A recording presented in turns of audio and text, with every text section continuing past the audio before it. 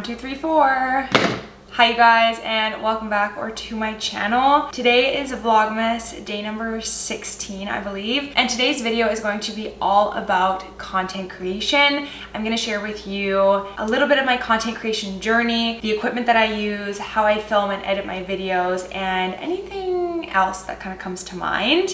As you can see, I'm back home. We are still house sitting for my auntie, but I did have to come back to film a brand deal and then take some photos for a different company, and I thought that I would bring you guys along with me. It's been a while since I've shared some work BTS, so I thought today would be a great opportunity to do exactly that, bring you guys behind the scenes. I do get a ton of different questions about my equipment, how I film, how I edit, etc, etc, etc. So let's just get right into it. Now, in case you're wondering about my credentials, over the past year and a half, I have grown my Instagram organically to 391,000 followers, and my TikTok is just shy of 600K. Now, before committing to social media and fitness content creation full time, I was an elopement and wedding photographer, and I did dabble in videography a little bit as well. So a lot of the skills that I learned in both photography and videography have helped me a ton in my content creation career and journey so far. But honestly, everything that I do and everything I'm going to show you today is rather basic. If you're interested in social media and want to start filming UGC or want to start taking social media more seriously, I promise you that most of you already have everything that it takes. And a full disclaimer, the things that I'm filming today, I am getting paid for, which just shows you that you really don't need a lot in order to build a career in social media. When people ask me about content creation and what it takes to grow, honestly, the biggest thing is consistency. And if I were to start over tomorrow, that is what I would focus on. I would focus on posting consistently and continuing to for months and months and months, and things will pay off. But yes, we have a couple of things to do today, so without further ado, let's really quickly cover the equipment that I use, and then let's get into shooting. Now, although I'm not using it today, I know that I'm going to get this question from somebody. It is probably my most commonly asked question on social media, which is what camera I use to shoot my fitness content. Now, all of my fitness content is shot on my Nikon D780. I don't have it here with me. It's at my auntie's house, which is where I film, but it is a full frame DSLR camera with interchangeable lenses. I generally shoot all of my content with a 50mm lens. Because it's what I use for my professional wedding photography and videography, the price point on that camera is definitely a lot higher than anything that you need to start out with. All of the content that I'm shooting today is using my iPhone, and I have the iPhone 15 Pro. Besides that, the only other thing that we're going to be using is a tripod. Now, I got this tripod off of Amazon. I love the aesthetic. I love how minimalistic it is. It's also really, really easy to pack. Later on you'll see, but it does actually extend rather far out.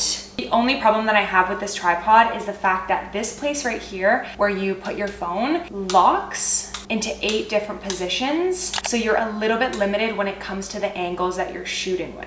I do have another tripod that I keep at my auntie's house, and that one doesn't lock into place, so you have much more variety when it comes to the different angles that you can shoot at. But besides that, it gets the job done. If you're interested, I'll make sure to have all of my content creation accessories and equipment linked in the description box down below. Now, the last thing that I really quickly want to go over before we actually start shooting is the camera settings that I use to shoot in the highest quality possible. And you can make all of these changes just by going to your settings, and then in your search bar you can just look for camera. Now, up here it says record video. You want to make sure that you're recording everything in 4K at 60 frames per second. If your phone struggles with storage and you're not going to be editing anything to slow motion, then you can also just shoot in 4K at 30 frames per second. Later on, I'll show you how to export your videos, just because when you take your finished video into TikTok or Instagram, they will usually compress your video anyway. So I'm going to show you how to properly export your footage, but for the highest quality possible, in camera you want to shoot in 4K at 60 frames per second. When it comes to my shooting process, it usually starts before I even pick up my phone to film. I like to go into my filming sessions with a bit of a plan, so I always take a bit of time beforehand to brainstorm, find inspiration, and visualize my scenes. Once I'm ready to shoot, I take my phone and move it around my space until I find a preferred angle to shoot from. Then I can take my tripod and adjust it to fit that position. position. I used to just slap my phone on my tripod right away, but it's just so much easier maneuvering my phone without it, so I highly recommend you start this way. Once my phone is all set up, I like to then record a practice video to make sure that I'm actually happy with that angle. Especially when I'm doing things like mixing supplements, I want to have one take and not waste any product or my time by having to refilm anything. In this practice shot, for example, when I passed my under cabinet lighting, the exposure went all funny and the rest of the video was way too bright. Knowing this would happen, I was able to set the exposure and make sure my real take was all good. To lock your exposure, all you need to do is touch and hold the focus area until you see AE/AF lock. The only thing to keep in mind is that this will not only lock your exposure, but also your focus. Now I simply repeat this process for the entirety of my shoot. I start by finding my camera angle, then set up my tripod, do a practice run, make adjustments, and then film the final shot. Another tip I have for your videos is making sure you take the time to declutter your space. Especially if you are shooting a video for a brand or are trying to focus on a particular product, your content will come out so much more intentional if you minimize the clutter in your space. My last piece of advice for shooting this type of content would be to try to vary your shots. Content with a blend of full body videos, detail shots, scenes where you're experimenting with focus lengths and blur, etc. are just so much more interesting and captivating, which is essential for not only working with brands, but for building your own personal presence online. Now, I've only recently started filming, editing, and posting more lifestyle and UGC content like this, so I'm definitely no pro, but these are just a few of the things that I've learned along the way and wish I knew when I first started.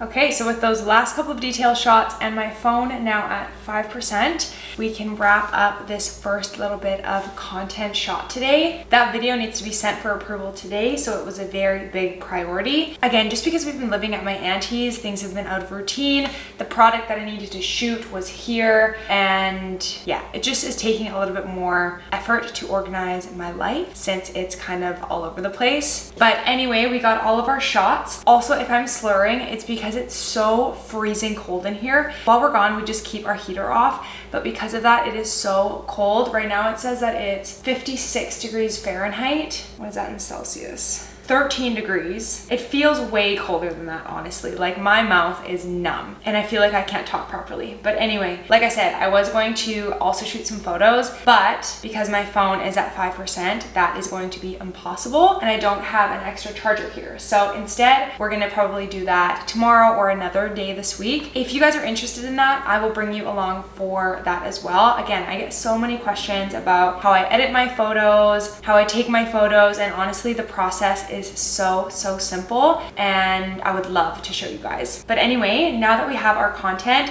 it is time to edit it and get it sent out for approval. But before we do that, I need a little oh my god, I need a nap is what I need. Before we do that, I need a little brain break, so we're gonna go to the gym.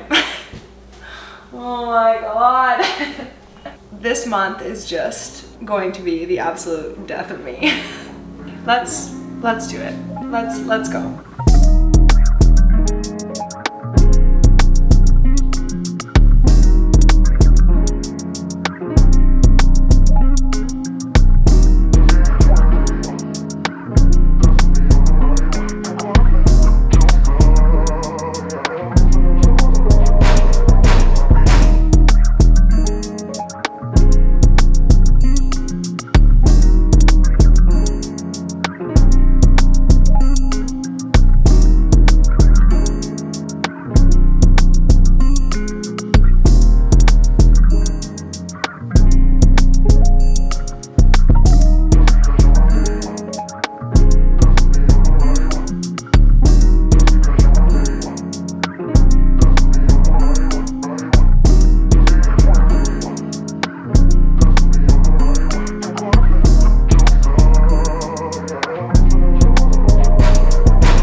Hi you guys, it is much later in the day. After the gym, we went directly to my mom's house for dinner and we only just got back. It is 9:15, but I still have to get this video out for approval today. Luckily, my brand manager, Leah, lives in Australia, and so our time zones work pretty well where my evening is usually still her afternoon, which is great because I actually work really well in the evening time. So a lot of my projects I'll get done in the evening and then I'll send them to her to send away for approval. And that's exactly exactly what we're going to do with this project. Now, I'm not going to show you the whole process of me actually editing this brand deal, just because I don't actually know if that is allowed, and also just because I generally get into a bit of a flow and there's just no way that I'm going to be able to talk to you while I'm going through all of that. But I did still want to share what editing program I use, how I generally edit my videos, and then my export settings. So without further ado, let's just get right into it. Now, if you don't have a computer, you can very easily just edit all of your videos on your phone. My favorite app to do that is either CapCut or VN Editor. Lately, I've just been using CapCut. It is so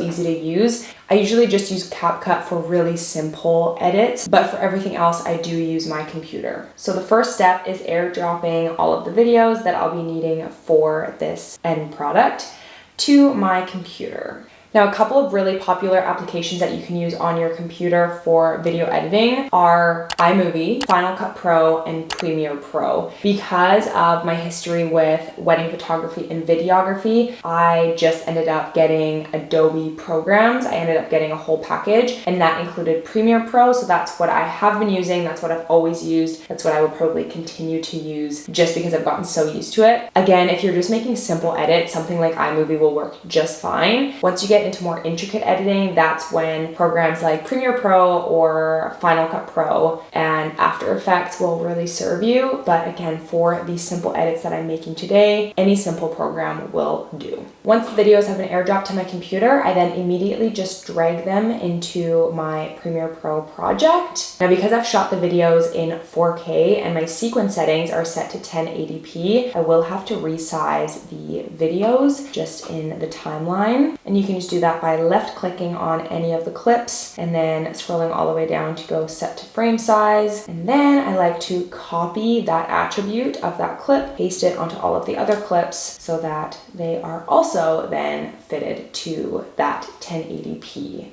size. With my fitness content, I will usually unlink all of the clips and then remove the audio clips from the timeline entirely. But because with my UGC videos, I like to do a voiceover and then have some of the original sound effects from the original clips, I'm just gonna leave the audio timeline there. And then when it comes to adding in my voiceover, I'm just gonna be doing that in a separate audio track. But from here, I basically go through each clip. I will straighten them and get them to the right crop that I want. I'm going to be doing all of the main editing of this video off screen, but one thing that I do want to show you is how to add a voiceover in Premiere Pro. It is super easy, and it's something that I use in a lot of my UGC videos. Usually I prepare a script beforehand, and that is what kind of guides the overall theme of my video. Once I have that script ready, all I'm going to do is head down to this microphone on a new audio track. You want to make sure it's a new one just so it doesn't overwrite your existing audio tracks. All you're going to do is click the little microphone that says voiceover record. Make sure that your computer is on silent. Otherwise, you're going to have these terribly loud, high-pitched